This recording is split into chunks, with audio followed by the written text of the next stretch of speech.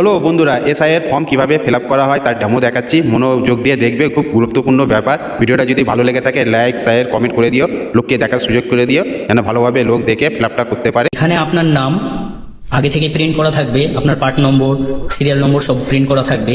এখানে একটি QR code থাকবে, এখানে আপনার পুরনো ভোটার কার্ডে যে ছবিটা রয়েছে সেই ছবিটা এখানে থাকবে।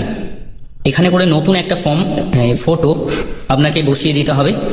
এরপর আপনার এখানে ডেট অফ বার্থ বসাবেন, তারপরে আধার নাম্বার বসাবেন, এরপরে মোবাইল নাম্বার এখানে বসিয়ে দিবেন।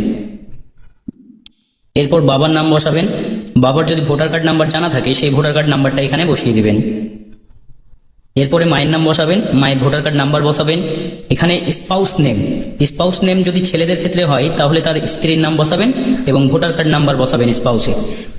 যদি মেয়ের ক্ষেত্রে ফর্মটা ফিল আপ করেন তাহলে এখানে তার স্বামীর নাম বসাবেন এবং স্বামীর ভোটার কার্ড নম্বরটা বসাবেন। এবার এই জায়গাটা কিভাবে ফিল আপ করবেন সেটা দেখুন।